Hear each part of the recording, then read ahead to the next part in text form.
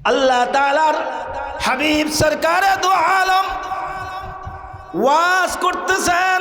মনে রাখবেন একটা কথা, আদম থেকে নিয়ে আমাদের নবী পর্যন্ত যত নবী রাসূল দুনিয়াতে এসেছেন, সব নবী রাসূলদের একটাই ছিল কাজ।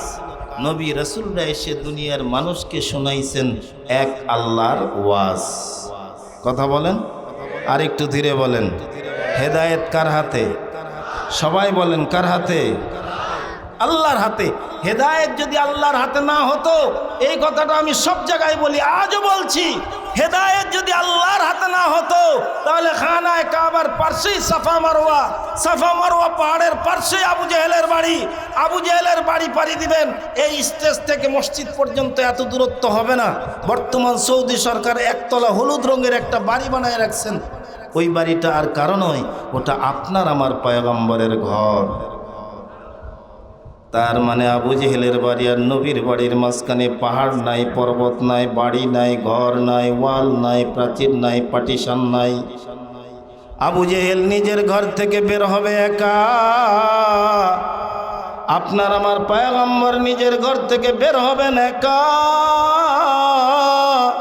তো উভয়ের সঙ্গে হয়ে যাবে দেখা, কিন্তু হেদায়েত যদি কপালে না থাকে লেখা, ঘর থেকে বের হওয়ার সাথে সাথে আবু জেহেলের রাস্তাটা হয়ে যায় বেকার। मौत को मत दूर समझो, मौत है हरदम करीब,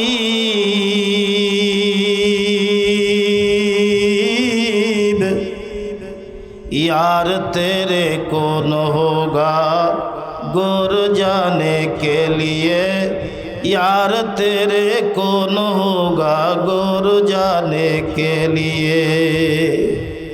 কখনোই মৃত্যুকে দূরে মনে করা যাবে। আমাদের পার্শ্বেই কত মুর্দার শুয়ে আছে না নাই? আমরা কি মরবো না? আরেকটু ধীরে বলেন, মরবো না?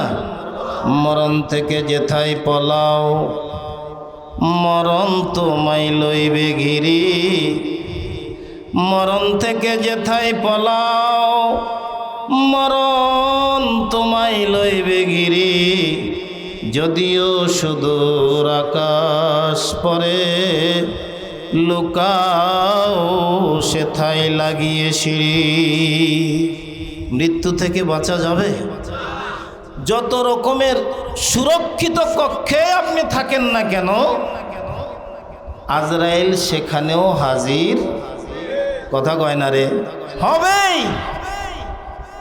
আপনি যদি কাচের নিঃসৃদ্ধ ঘর বানান, যেই ঘরের ভিতরে কিছু ঢুকবে না, এরপরেও মনে রাখবেন সেখানেও কিন্তু মৃত্যু গিয়ে হাজির হবেই। তাফসীরের কিতাব এসেছে, আল্লাহর এক বান্দির আবদারে আল্লাহর এক বান্দা নিজের বিবির জন্য কাচের ঘর বানাইছে, যেই ঘরে একটা পিপিলিকা পর্যন্ত ঢুকতে পারে না। এরপরেও কিন্তু আরশের মালিক আল্লাহ তার মৃত্যু দিয়ে দিছেন। মুফাসসিরিনে কেরাম লিখেছেন, আপনারা অনেকেই জানেন মৃত্যু কার হাতে, হায়াত কার হাতে। পাঁচটা জিনিস আল্লাহ তাআলা তার নিজ কুদরতি হাতে রেখে দিয়েছেন। এই পাঁচ জিনিস কোনো নবী রাসূলকেও আল্লাহ দেন নাই।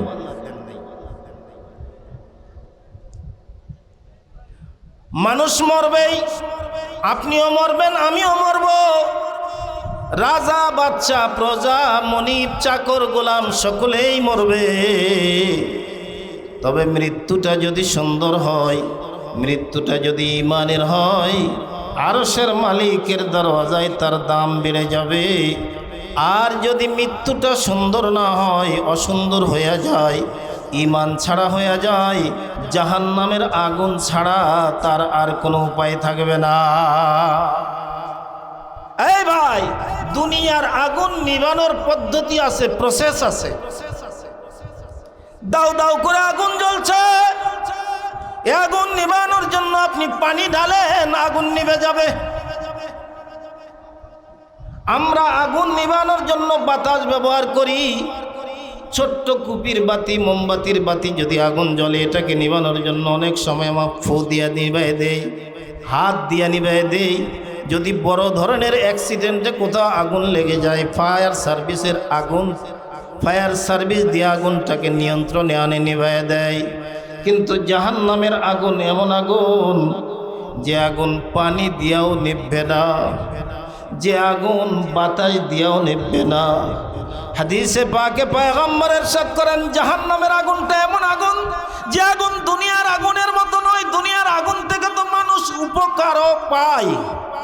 কথা বলেন, উপকার পায় না?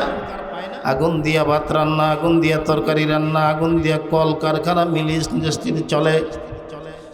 কিন্তু জাহান্নামের আগুন, ওই আগুন দ্বারা কোনো উপকার নাই, শুধু জ্বলন আর জ্বলন, ক্ষতি আর ক্ষতি। ওই জাহান্নামের আগুন দুইটা জিনিস দ্বারা নেবে। আল্লাহ তাআলা বলেন, দুই জিনিসের কারণে আমি আল্লাহ তাআলা বান্দাকে জান্নাত দেব। আবার জাহান্নামের আগুন বান্দা দুইটা জিনিস দ্বারা নিভাইতে পারবে। ইন্নাল্লাযীনা আমানু ওয়া আমিলুস সালিহাত কানাত লাহুম জান্নাতুল ফিরদাউসি নুজুলা। আল্লাহ তাআলা বলেন, ঈমান নেক আমল দিয়া যদি জীবনটা সাজাইতে পারেন, আরশের মালিকের ওয়াদা, ঈমানের পাশাপাশি যদি নেক জীবন, নেক আমল দিয়া নিজের জীবনটাকে সাজাইতে পারে, আল্লাহ তাআলা বলেন, আমার নিয়ামত জান্নাতটা বান্দা তোমার জন্য আমি দিয়া দেব। অন্যত্র আল্লাহ তাআলা বলেন, ফাদখুলি ফি ইবাদি, ফাদখুলি ফি ইবাদি ওয়াদখুলি জান্নাতি। এ বান্দা, এ আমার বান্দি, তোমরা যদি আমার ইবাদতের ভিতরে ঢুকতে পারো, আমার আনুগত্য করতে পারো, আমার গোলামি করতে পারো, আমি আল্লাহ ওয়াদা করতেছি আমার জান্নাতের ভিতরে বান্দা বান্দি তোমাদের দিয়ে দেব। আল্লাহর জান্নাতে যাইতে রাজি আছি না? এ ভাই, আরামের বিছানা ছেড়ে এই যে কোরআনিক কারখানার মাঠে এই পাতলা কাপড়ের উপরে নিচ থেকে পানির স্বাদ উঠতেছে, এর মধ্যে বসেছি। দুনিয়ার কোনো লোভে নয়, দুনিয়ার কোনো লালসায় নয়, দুনিয়ার সুখ স্বাচ্ছন্দ্যের জন্য নয়, বরং আল্লাহর রেজামন্দি হাসিলের জন্য, আল্লাহর নাজাত পাওয়ার জন্য, জান্নাত পাওয়ার জন্য। কথা বলেন, আল্লাহর জান্নাত পাইতে চাই কারা কারা? দুটো হাত উঁচু করে দেখান তো, দেখেন তো কোনো বর্ণচোরা কপাল পোড়া আছে নাকি যে হাত তোলে নাই? হাত টান করেন, বলেন আল্লাহ। জবান খুলে বলেন, আল্লাহ আমাদের সবাইকে তোমার জান্নাত দান করো। জোরে বলুন আমিন। হাত নামান, আল্লাহ কবুল করুন। আল্লাহ বলেন, উদউনি উদউনি আস্তাজিব লাকুম। এ বান্দা, আমি আল্লাহর কাছে চাও। দুনিয়ার কারো কাছে চাইলে পাইতেও পারো, নাও পাইতে পারো। চেয়ারম্যানের কাছে চাইলে দিতেও পারে, নাও দিতে পারে। একবার দিতে পারে, দুইবার দিতে পারে, তিনবারের বেলায় আপনারে টের পাওয়া দিবে হাড়ে হাড়ে। ডাক দিয়া বললে কয়বার? কথা বলেন। আরশের মালিক ডাক দিয়ে কয়, বান্দা পাপ করতে করতে তুই তোর কলিজাটা একেবারেই করে ফেলেছিস গান্দা। হয়তো তোর দুইটা চোখে লেগে গেছে দুনিয়ার মাল ও দৌলতের ধান্দা।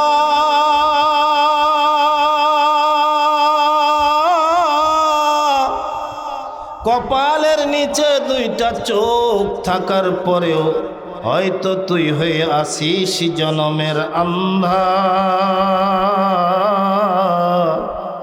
আমি আল্লাহকে প্রাণ উজাড় করে ডাক দে, তোর জিন্দেগির গুনাহগুলো মাফ করে দেব রে বান্দা। লা তাকনাতু মির রাহমাতিল্লাহ, লা তাকনাতু মির রাহমাতিল্লাহ, ইন্নাল্লাহ ইয়াগফিরুদ যুনুবা জামিআ। আল্লাহু আকবার। বাজ আ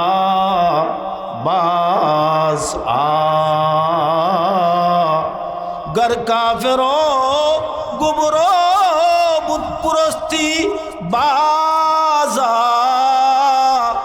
ई दरगाहे माँ दरगाहे उम्मीद नीस्त सदबार अगर तौबा शिकस्ती बास आ।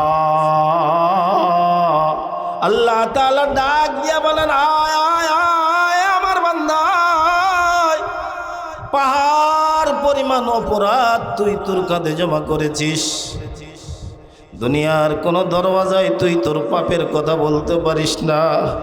আমি আল্লাহর ওয়াদা, এ বান্দা তোর জিন্দেগির অপরাধগুলো একত্রিত করে আমি মাওলার কুদরতি দরওয়াজায় শুধু আল্লাহ বলে একটা ডাক দিবি। আমার দরবারে ফরিয়াদ করার হিম্মত তোর নাই, তুই তোর দুইটা চোখের পানি ছাইড়া দিবি।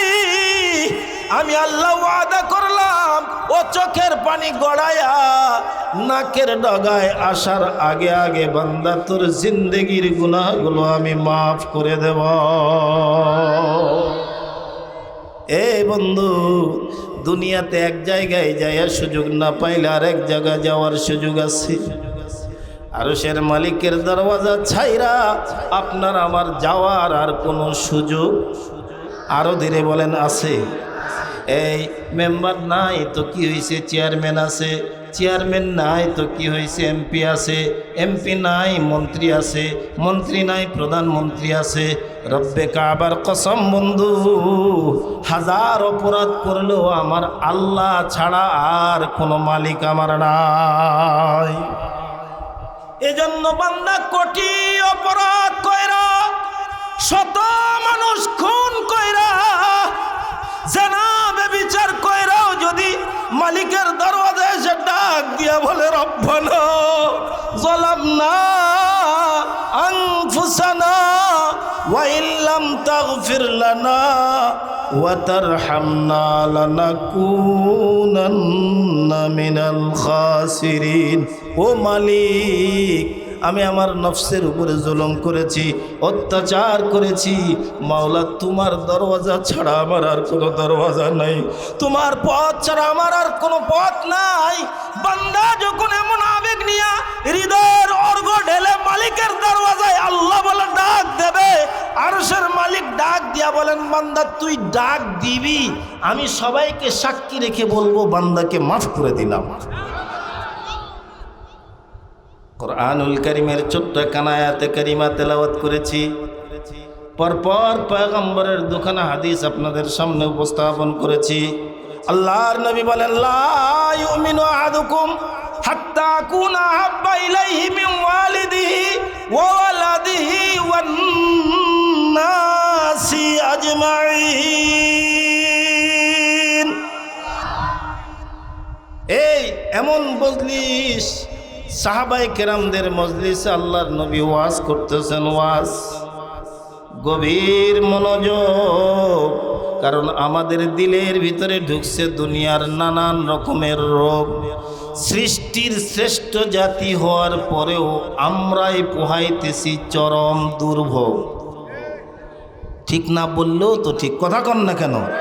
আজকের দুনিয়ায় তাকায় দেখেন, ফিলিস্তিন সহ গোটা দুনিয়ায় মার খাইতেছে মুসলমান, লাঞ্ছিত মুসলমান, শোষিত মুসলমান, নির্যাতিত মুসলমান, নিষ্পেষিত মুসলমান, নিগৃহীত মুসলমান, এমনকি পৃথিবীর জমিন রক্তে লাল হচ্ছে, সে রক্তটা মুসলমানের। কারণটা কি? কারণ একটাই, অলস জাতি হয়েছি আমরা। কাফের বেঈমানরা পিঠে তুলে নিচ্ছে আমাদের পিঠের চামড়া। কথা বলেন, কথা বলেন, কথা বলেন। হাজারো জনতা এখানে বসে আছি, এখানে বসে আছি হাজারো জনতা। কথাটা বলছি দিয়া হৃদয়ের ভালোবাসা ও মমতা। এমনও মানুষ এই মজলিসে বসে আছি, আল্লাহর মেহেরবানিতে আজকের ফজরের নামাজ পড়ি নাই। কথা কান না কেন, কথা কান না কেন, ঠিক না বেটি? জোহর পড়ি নাই, আসর পড়ি নাই, মাগরিব পড়ি নাই। এখানে জামাতের সাথে নামাজ হইল, আমি টো টো টো টো করে ঘুরে আবার মজলিসে এসে বসছি। এমনও লোক আছে না নাই? আরো ধীরে বলেন, আছে না নাই? এই গাদ্দারি আর কতদিন করব? এই নাফরমানি আর কতদিন করব? আল্লাহ তাআলার কুদরতের দরওয়াজায় আজকে তওবা করে নেয়, ও মালিক আমারে বাঁচায় রাখছো তুমি। কথা বলেন, হ্যাঁ কথা বলেন, ঠিক না বে ঠিক? আপনাকে আমাকে বাঁচায় রাখছে কে? কথা বলার ক্ষমতা দিয়েছে কে? ভালো মন্দ বোঝার ক্ষমতা দিয়েছে কে? আজকেও এখানে একজন লোক দেখলাম, একজন আমাকে গুঁতা দিয়ে বলতেছে, হুজুর কথা বলেন না, পাগল।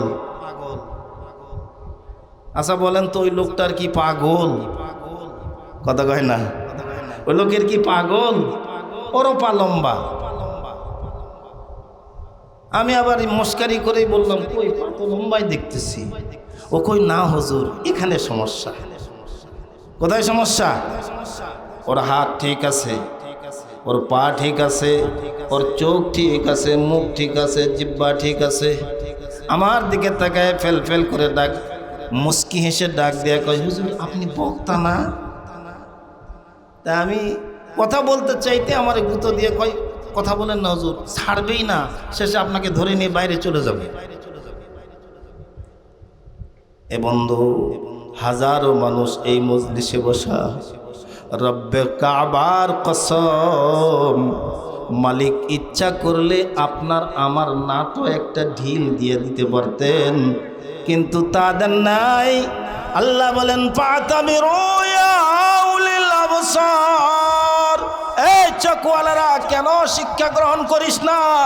ওই পাগলারে দেখে তুই হাসোস, রাস্তার কুকুর দেখে তুই হাসোস, শিয়াল দেখোস, মুরগি দেখোস, গরু দেখোস, ওই শুয়োর দেখোস, তুই কি তোর নিজের দিকে দেখবি না? কবে দেখবি? কবে তোর বিবেকের দরওয়াজা খুলবে? আমি আল্লাহ চাইলে তোরে কুকুর বানাইতে পারতাম, আমি আল্লাহ চাইলে তোরে গরু বানাইতে পারতাম, আমি আল্লাহ মানুষই বানাইলাম, চাইলে তোর একটা স্ক্রু ঢিল করে দিয়া তোর নামও পাগল বানাই দিতে পারতাম। তা নয় কইরা আমি আল্লাহ তাআলা সব নিয়ামত তোরে দিছি। হাত আমি দিছি, পা আমি দিছি, চোখ আমি দিছি, নাক আমি দিছি, বিবেক বুদ্ধি আমি দিছি। এ বান্দা, তোর দিলের কবে খুলবে ধান্দা? আমার দরওয়াজায় ফিরে আয় রে বান্দা, আমার দরওয়াজায় ফিরে আয়। আল্লাহ তাআলার হাবিব সরকারে দু আলম ওয়াজ করতেছেন। এই মনে রাখবেন একটা কথা, আদম থেকে নিয়ে আমাদের নবী পর্যন্ত যত নবী রাসূল দুনিয়াতে এসেছেন, সব নবী রাসূলদের একটাই ছিল কাজ। নবী রাসূলরা এসে দুনিয়ার মানুষকে শোনাইছেন এক আল্লাহর ওয়াজ। কথা বলেন, আর একটু ধীরে বলেন। হেদায়েত কার হাতে? সবাই বলেন, কার হাতে? আল্লাহর হাতে। হেদায়েত যদি আল্লাহর হাতে না হতো, এই কথাটা আমি সব জায়গায় বলি, আজও বলছি, হেদায়েত যদি আল্লাহর হাতে না হতো, তাহলে খানায়ে কাবার পাশেই সাফা মারওয়া, সাফা মারওয়া পাহাড়ের পাশেই আবু জেহেলের বাড়ি। আবু জেহেলের বাড়ি পাড়ি দিবেন, এই স্টেজ থেকে মসজিদ পর্যন্ত এত দূরত্ব হবে না। বর্তমান সৌদি সরকার একতলা হলুদ রঙের একটা বাড়ি বানায় রাখছেন, ওই বাড়িটা আর কারণ নয়, ওটা আপনার আমার পয়গম্বরের ঘর। তার মানে আবু জেহেলের বাড়ি আর নবীর বাড়ির মাঝখানে পাহাড় নাই, পর্বত নাই, বাড়ি নাই, ঘর নাই, ওয়াল নাই, প্রাচীর নাই, পার্টিশন নাই। আবু জেহেল নিজের ঘর থেকে বের হবে একা, আপনার আমার পয়গম্বর নিজের ঘর থেকে বের হবেন একা। তো উভয়ের সঙ্গে হয়ে যাবে দেখা, কিন্তু হেদায়েত যদি কপালে না থাকে লেখা, ঘর থেকে বের হওয়ার সাথে সাথে আবু জেহেলের রাস্তাটা হয়ে যায় বেকার। হেদায়েত কার হাতে? একসাথে সবাই আর একবার বলেন, হেদায়েত কার হাতে? গর্বসূরত আদমি ইনসা বুদে, গর্বসূরত আদমি ইনসা বুদে, আহমদ বুঝে লো হাম এক সাবুদে, আহমদ বুঝে লো হাম এক সাবুদে। চেহারার দিক দিয়া যদি মানুষ হইতো, আল্লাহর জাতের কসম, আবু জেহেল দেখতেও সুন্দর, আমার নবী দেখতে সুন্দর, বাড়ি একদম কাছাকাছি। আবু জেহেল তারও মুখে লম্বা দাড়ি, আমার নবীর মুখেও লম্বা দাড়ি। মানুষ যদি চেহারার সুরত দেওয়া হইতো তাহলে আবু জেহেল আর আমার নবী এক বরাবর হয়ে যাইত।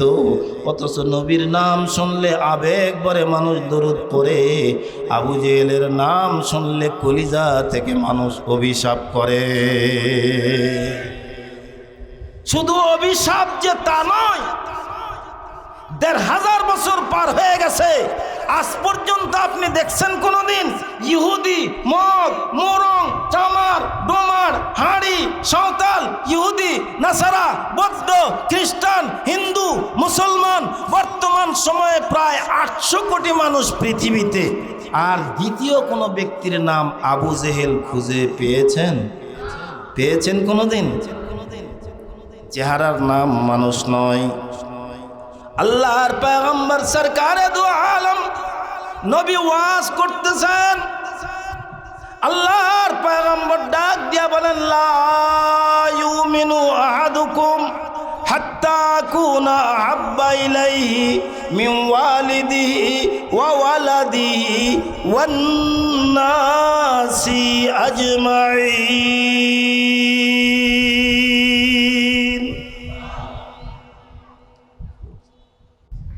আপনার সামনে একটা কথা নবীজি আমার বলা বড় দরকার। আমি আমার বিবির চাইতে আপনাকে বেশি ভালোবাসতে পেরেছি, আমার ছেলের চাইতে বেশি ভালোবাসতে পেরেছি, আমার মেয়ের চাইতে বেশি ভালোবাসতে পেরেছি, দুনিয়ার সব কিছুর চাইতে আপনারে বেশি ভালোবাসতে পেরেছি। ওগো নবী, মন বলছে আমার জীবনের চাইতে আপনারে বেশি ভালোবাসতে পারি নাই। সরকারে দু আলম নবী একটা ধমক দিয়ে আঙ্গুল উঠায় ডাক দিয়া বললেন, ওমর, ওমর, তুমি যদি তোমার জীবনের চাইতো আমি নবীরে বেশি মোহাব্বত করতে না পারো, শুনে রাখো ওমর, পরিপূর্ণ মুমিন বলে পরিপূর্ণ মুমিনের খাতায় তুমি তোমার নামটা লিখাইতে পারবা না।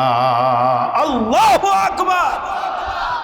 ইসলাম সে তো পরশমণি, তারে কে পেয়েছে খুঁজি, পরশে তাহার শোনা হলো যারা তাদেরই মোরা বুঝি, বলেছেন হযরত রাসূলে আকরাম শেষ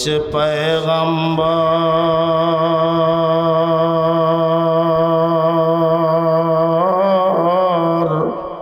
আমার পরে নবী হতো যদি কেউ, ঠিক হতোই সে ওমর। আল্লাহু আকবার।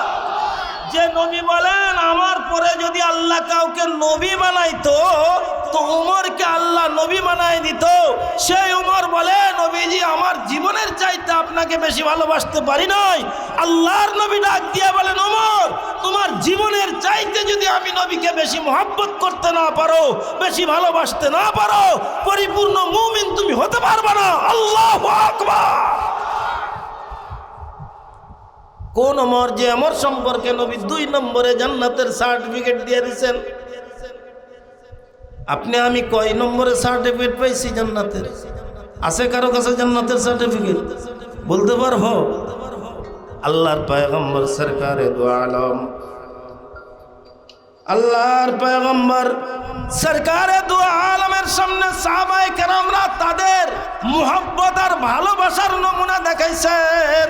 নবী যা বলেছেন তারা তাই করেছেন, নবী যেটা চেয়েছেন তারা সেটাই করেছেন, যেমনে বলেছেন যেমনে করেছেন, যেমনে চলেছেন সাহাবায়ে কেরামরাও ঠিক সেইভাবেই সেই কাজগুলো করেছেন। আল্লাহু আকবার। আল্লাহর পয়গম্বরের উপরে কোরআনুল কারীমের আয়াত নাজিল হলো, ইকরা বিসমি রাব্বিকাল্লাযী খালাক। ও বন্ধু, আপনি আপনার প্রভুর নামে পড়েন। এবার বলো তো আমরা পড়ব কার নামে? আরো ধীরে বলেন, কার নামে? সত্যটা স্বীকার করেন, আমরা পড়ব কার নামে? এই কোরআনী কারখানা যেটা এখানে বছরের পর বছর আমার যেটা তো বড় ভাই মুফতি আব্দুর রব সাহেব এই এলাকার এমন কোনো বাড়ি নাই, এমন কোনো পুরুষ নাই, এমন কোনো ব্যবসায়ী নাই যার দরওয়াজায় গিয়ে হাতটা পাতায় বলে না আমার মাদ্রাসার ছাত্ররা অভুক্ত অবস্থায় আছে, আমার মাদ্রাসার ছাত্ররা খাইতে পারে না, আমার মাদ্রাসার ছাত্ররা ঘুমাইতে পারে না। খোদার কসম, আমার ভাইয়ের যে সম্পত্তি বাপ রেখে গেছে, ওই সম্পত্তি যদি বর্গা দিয়াও খায় তার আর অন্য কোনো কাজ করা লাগবে না। তারপরেও সব কিছু ছাইরা দিয়া আপনাদের এই মাটি কামড়ে পড়ে আছে একমাত্র পয়গম্বরের মহব্বত আর ভালোবাসায়, আল্লাহর নবীর মিশন দুনিয়াতে জারি করার আশা।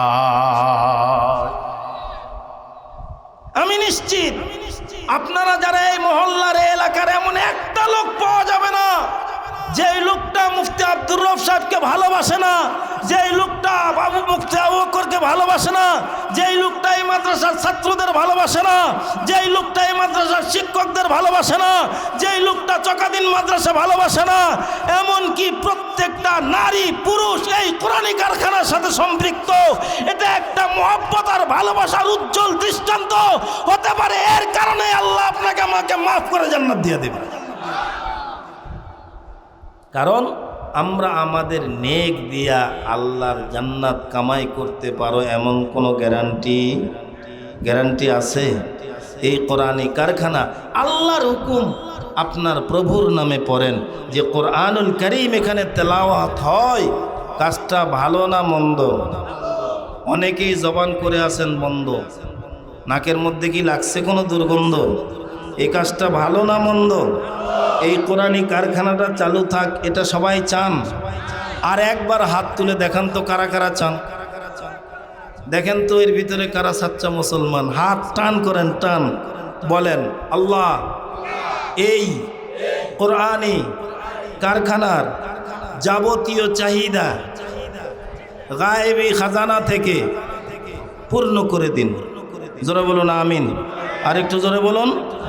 হাত নামান। আল্লাহ তুমি দেখলা হাজার হাজার জনতা তাদের দুই হাত উঠায়া তোমার দরওয়াজায় সাহায্য চাইলো। ও মালিক, দুনিয়ার কোনো লোভে নয়, দুনিয়ার কোনো লালসায় নয়, দুনিয়ার কোনো প্রতিপত্তির কারণে নয়, দুনিয়ার কোনো মান সম্মান কামাইয়ের জন্য নয়, তোমার দিন দুনিয়ায় জিন্দা রাখার জন্য, তোমার কোরআনের ইলম তোমার বান্দাদের কলিজায় ঢোকানোর জন্য এই মেহনতকে তুমি কবুল আর মঞ্জুর করে নাও। আরেকটু জোরে বলেন আমিন।